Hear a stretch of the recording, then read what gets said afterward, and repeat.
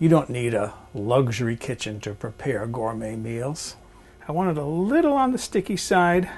With a modest kitchen and some standard equipment, you can cook food that you would be proud to serve. There is my shrimp. All you need is a few helpful kitchen techniques, the ability to follow a recipe, a passion for food, and a fascination with cooking. Just follow along the rib cage. That is so good. My name is Dennis. I really do live in a mobile home, in a trailer park, and this is my kitchen. I want to experiment again. Last week a friend gave me a challenge. He suggested I come up with a way of making pecan praline ice cream. It was so good. It was absolutely delicious ice cream, and the flavor of the roasted pecans stuck with me. And I've been thinking, what would pesto taste like if I were to make it with roasted pecans rather than pine nuts? So what I have is this idea to make a chicken breast. It would be an easy recipe if you don't mind making the pesto. Chicken breast that's cubed and cooked lightly just so that it's cooked through but still soft and tender and moist, with pesto served over egg noodles or fettuccine. And I'm going to make mine from scratch, but you don't need to. Garnished with some extra Romano. It should be an easy dinner to make, fun, and I want to see what that pesto is going to taste like with roasted pecans in it. So the first thing I need to do is roast my pecans. So let's start cooking. I lined a small roasting pan with some parchment paper, and I have here 5 ounces, 140 grams of pecans that I'm going to put on in my roasting pan. And then I'm going to roast these for about 10 minutes in a 375 degrees Fahrenheit oven. That's about 191 degrees Celsius. I just put my pecans in the oven. I want to show you this. Look at that. Isn't that beautiful? 2 hours ago, I came home from the farmer's market with fresh basil. And I bought this, even though it was the most expensive, because it still had the root on. And I brought it, and he had it stored in water. The roots were in water. I came home and I put it in water so that it would stay fresh. This is 2 large bunches of basil. I'm not sure how much the leaves weigh yet, but I'll tell you that once I get all the leaves plucked off. I have to pull the leaves off of all of these stems, and then I'm going to crush them, and I'll explain and show you how and why when I get to that stage. But right now I want to get all my leaves removed so I can weigh them and start crushing them. So there are all my basil leaves now in a plastic bag, a Ziploc bag. I want to get a weight of that though. Got my digital scale set up here. Gonna get a tare weight with the bag on there. Now if I put my basil on there, exactly 4 ounces. I've got a converter over here. 4 ounces is 113.4 grams. So that's how much basil I have. 4 ounces, or about 113 grams. Now I have my piece of Korean countertop scrap down because I'm going to be hammering my basil with my whacker spoon. You can go to whackerspoon.com to get more information about these. The inventor of these gave me one, and Julia Child supposedly came up with the name. He had given her one, and she said, and he had a name for it, and she hit her palm and she said, no, that's a whacker spoon. And she came up with, Julia Child came up with the name of that. Oh, and by the way, as far as your basil, if you're measuring it volumetrically, it's about 4 cups packed. 4 cups packed is equal to about 4 ounces or 113 grams. Now I want to experiment with my garlic here because I saw Gordon Ramsay try something. He did it. He took some garlic and put them in a container and then gave them a really good shake, and that loosened the skins on them. I'm curious how the skin is going to loosen, whether I cut off these little stem ends or not. So I'm going to leave some on, and I have some cut off. I'm going to put them in a jar. I have 7 cloves of garlic there. You need about 5 to 8 cloves of garlic, and you want them peeled. And I'm going to give this a good shake in the jar to see if I can shake those skins loose. So let's see what happens when I shake these inside of a jar.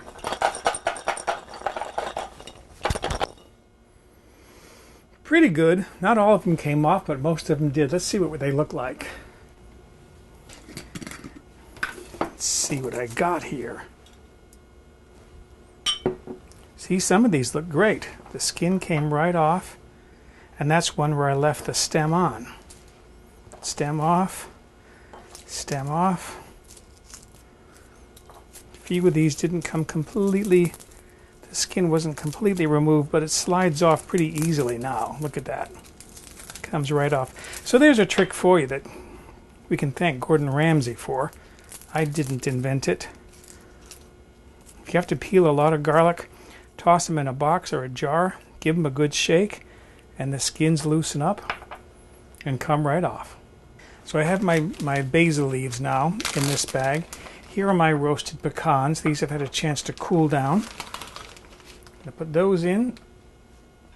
And my cloves of garlic. Again, this is 7 cloves. You need about 5 to 8 depending upon how big they are. And then close this most of the way. Squeeze the air out. And then I'm going to use my whacker spoon, and this takes a while. I want to beat this basil to get the juices released. This is where I think a lot of people go wrong with making pesto, is they just put everything in a food processor. Well, that chops things up, and it chops up the basil leaves, but until you get the juice out of those leaves, and the only way to do that is to crush the leaves, you're not going to get the real flavor of that basil into your pesto. So now I need to start hammering this.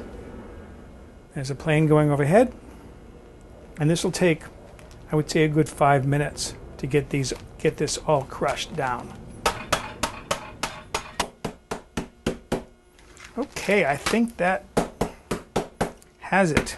Look how flat that is. A couple of times I let air out of the bag. All right, I'm satisfied. Again, by crushing all of these basil leaves, I've released those juices, and that's what's going to give my pesto its flavor. Now I can move this to a food processor and start blending this together with my oil and my Romano or Parmesan cheese. I set up my food processor now with my chopping blade in there. This is my crushed basil and garlic and roasted pecans. Doesn't matter if some of the garlic is still fairly whole, like that, because it's going to get chopped up in the food processor. Now what I have here is 1 cup, 115 grams of shredded cheese. This happens to be Romano. You can use Parmesan or Romano cheese in here. And then I'm going to add I'm going to start off with about half a cup, which is 120 milliliters of extra virgin olive oil. I will probably add more. For some recipes, I like a really oily pesto. For some, like my pesto lamb, I like it a little bit on the dry side. I'm going to put a plastic barrier on there because it just keeps this stuff from splashing up into my cover. That's one less thing I have to wash if I keep this clean with a barrier. And I'm just going to run this until this is nice and smooth.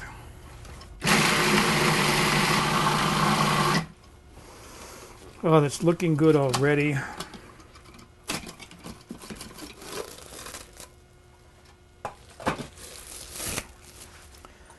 Scrape down the sides. Now see, that's a nice thick, almost dry pesto. That's like a paste. But this is a good start to work from. can always add more olive oil later on, which I will. Once again, I just wanted to scrape the sides of that bowl down to make sure I get everything ground up and mixed up together. And then let's grind this a little bit more. I'm happy with that.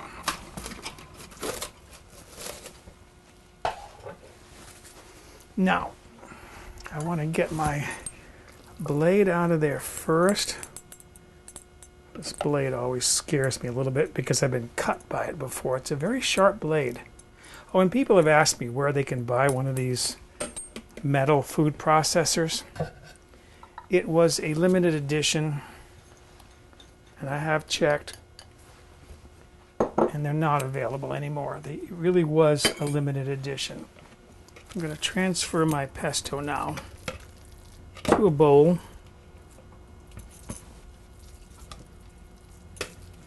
I made a lot of pesto, way more than I need for my experiment, but I can refrigerate this and use it later this week.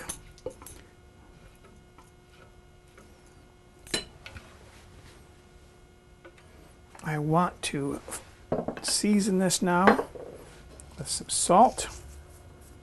Not a lot because the Romano cheese has salt in it. And now I want to start working in more olive oil. Because for this, I'm okay with an oily pesto.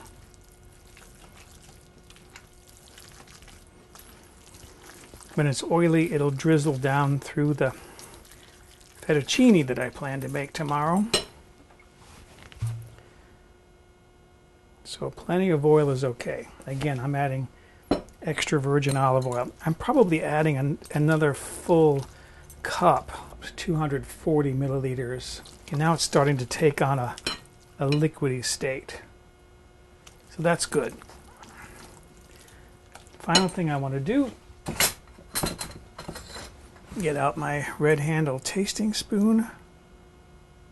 Taste that for salt. That's excellent the way that is. I'm not going to change anything. So there, oh, that is so good. The olive oil in that is so good. So there is my pesto. I'm going to cover that, put that in the refrigerator. I'll use that tomorrow. Next, I want to start working on my pasta dough. Next, I want to make my pasta dough for my fettuccine. As I said at the beginning, you don't need to make your own pasta from scratch for this dish because the pasta isn't going to be the centerpiece. Tomorrow I'm going to be working with chicken breast. That chicken breast, the pesto, that's going to be the centerpiece of the dish. So if you wanted to, you could buy the store-bought fettuccine they have at the store and just cook it according to package directions. Now you're going to see me make a small amount because I'm only going to make enough pasta for my experiment tomorrow. If I were serving a lot of people with this, I would be making a lot more pasta dough. So let's start making pasta. I have one large egg here. And then I'm going to get my hands dry because I'm going to be putting in there a pinch of salt.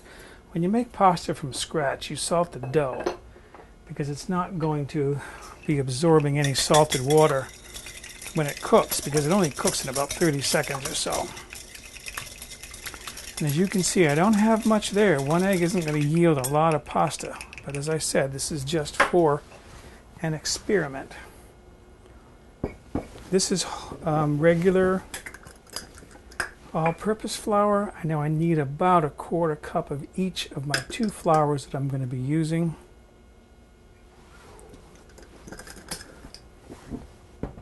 And this is my durum wheat semolina pasta flour.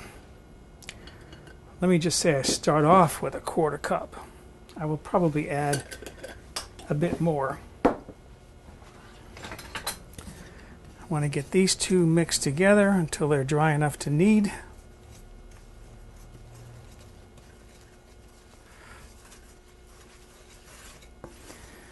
And then as you can see there, I've got a wet dough. So this is where I start adding a pinch or two of flour at a time. And I'm going to get my hands in there and start mixing this together to get this to absorb the flour. The thing is, I have a pasta machine. I don't want it to go to neglect. I do enjoy using it, so I might as well make my own pasta. You'll notice I'm doing all of this in a bowl and I'm doing it backwards. The traditional method is to put your flour on the counter, make a well in the middle, put your egg in the middle, and then bring it all together. I do it the other way around. Doesn't really matter. Whatever works. Okay, this is starting to come together. I'm getting a nice dough there that's a little bit soft. I'm going to absorb a little bit more of this flour that's in the bottom of the bowl. And then I'm going to take my bowl away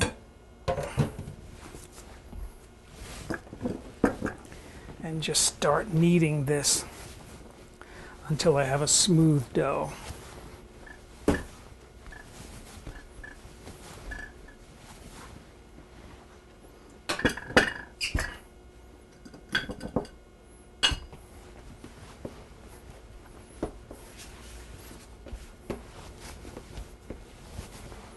I'm not going to get this as smooth as I would like, because the thing with making pasta from scratch is you want to bring the dough together like that.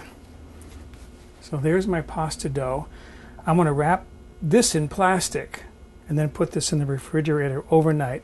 It needs to sit for maybe 2 or 3 hours would be, I would say, the minimum, to give the flour in there an opportunity to absorb the moisture.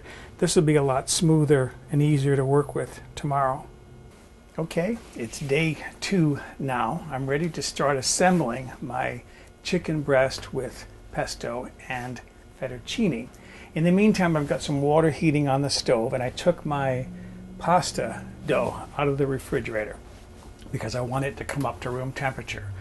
I've also had chicken breast thawing in the refrigerator. It doesn't have to be thoroughly full thawed. If it's got a little bit of iciness to it, that'll make it easier to cube up, because that's what I'm going to do, is I'm going to cube it up. All right. The first thing I need to do, however, is roll my pasta dough and get it ready to cut into my fettuccine. As I said, you don't need to do this. You can use the fettuccine that's sold in the store. I just enjoy making pasta from scratch, and when serving dinner guests, the fact that the pasta was homemade, that really delights them. It just makes the meal all that much better. So let's start rolling pasta dough. I set my pasta machine up here. I've had this for years. I've used it so many times. These are not expensive, and they're readily available. I recommend getting one. I'm going to flatten my dough down by hand here.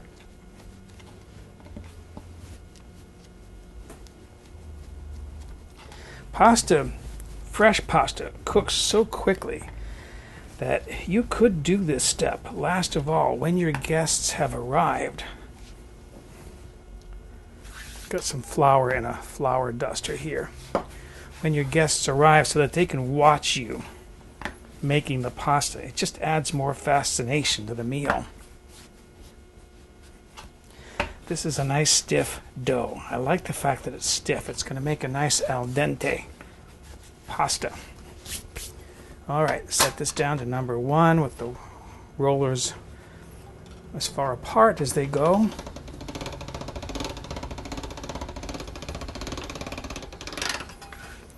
And I'll get some cracking, but as I work this, it'll smooth out and crack less. It's also still somewhat cold, so I have to work it to get it malleable. I'm increasing the number here, which draws these rollers closer together, rolling the pasta more thinly. Then I'm going to go back to number 1 and roll it through again. By doing this, I'm also kneading it a little bit more. I kneaded it by hand yesterday, but running it through the rollers does more kneading, which again will make it smoother and more malleable.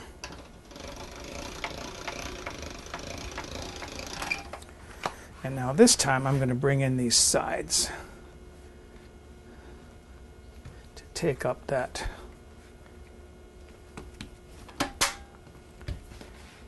split edge.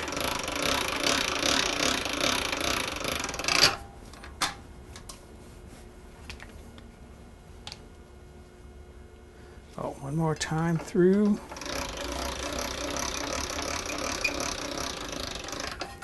And then I'll fold it in half again this way to disguise where that split edges were. Plane going overhead.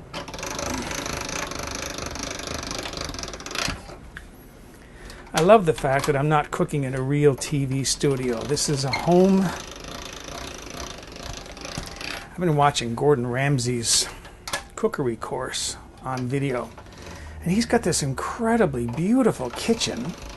I mean, his kitchen has more square footage than my entire home does. And sometimes I think, you know, if you want to teach people to cook, teach them to cook in a real setting that they know and understand, a home kitchen. Not with all luxury appliances and fixtures. So there's my dough. I'm going to cut this up. Let's see, I guess 4 pieces should be enough. And again, I'm only making a small amount of pasta here, enough for 1 to 2 people.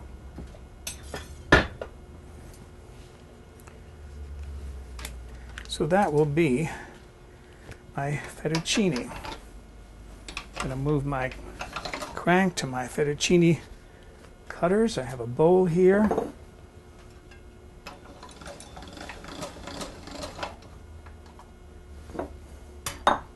There's my fettuccine.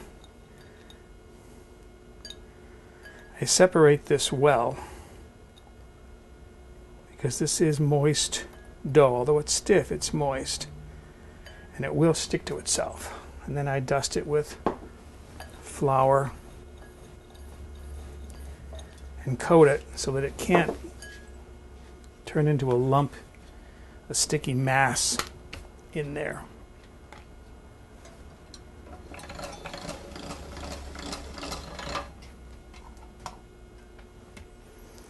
You get the idea of what I'm doing here. Meantime, I have water heating on the stove. To bring that to a boil. But this can sit until I'm just about ready to cook it, because this pasta will cook in 30 seconds to a minute. So you can leave that till the very end. Meanwhile, I'm going to prep my chicken and get it ready to cook in my skillet.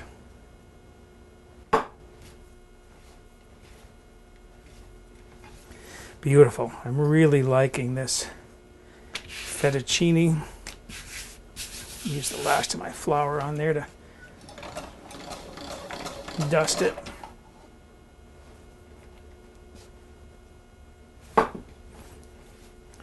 And there we are. There's my fettuccine. This is ready to cook when I'm ready to start cooking pasta. I have switched now to my chicken board. I use this board just for chicken.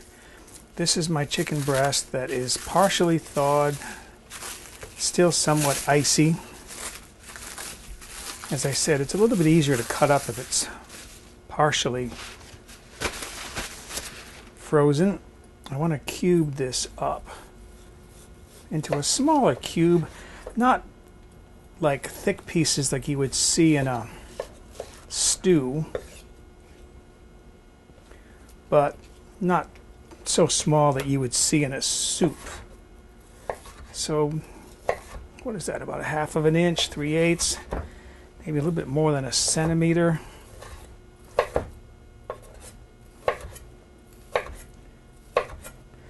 Nice bite-sized chunks.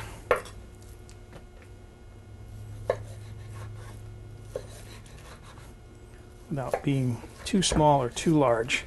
Medium-sized chunks. Okay, you see what I'm doing here. I've got a large skillet here, heating on the stove, into which I'm going to put some plain, pure olive oil, what I call cooking olive oil.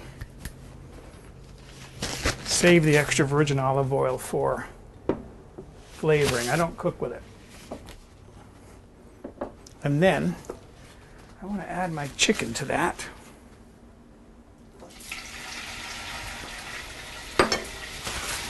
Turn my heat down to medium.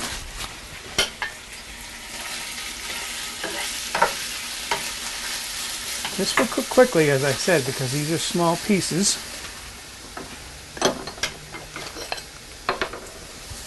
I do want to salt that just a little bit. Don't need to season it too much because the pesto will provide plenty of flavor.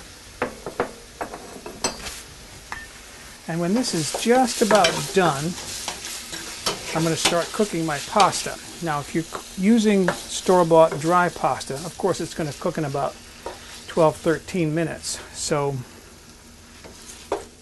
get that cooking a little bit earlier because this will probably cook in about 5 minutes. So as you can see, my chicken here is just about done. It looks good. I don't want it browned. I want it to have that white color, because in trying to brown it, you can overcook the chicken breast and then it gets tough. So now I want to spoon in some of my pesto here, a good dollop. Oh, and by the way, that chicken breast weighed between 12 and 12.5 ounces. That's about 340 to 350 grams. And one of those, it's such a big chicken breast, will feed 3 people in this recipe. Get that stirred in. Isn't that looking marvelous? Look at that right now. That is looking beautiful. That pesto is cold from the refrigerator, so that'll take a minute to heat up. Now, how I would plate this is, here's some of my noodles. Nicely cooked. I'm going to put them all in there. Beautiful. And then my chicken and pesto. Put some of that over the top, like so. Get some of my oil and pesto in there. Nice. And then maybe finish that up with a little bit of grated Romano cheese. And the last step is to see how good that tastes. That looks so good. Really want to see what this tastes like. First, my chicken. Melt in your mouth, tender. And that pesto tastes so good with that. And now a bit of my pasta. Homemade is so much better, but you can use store-bought.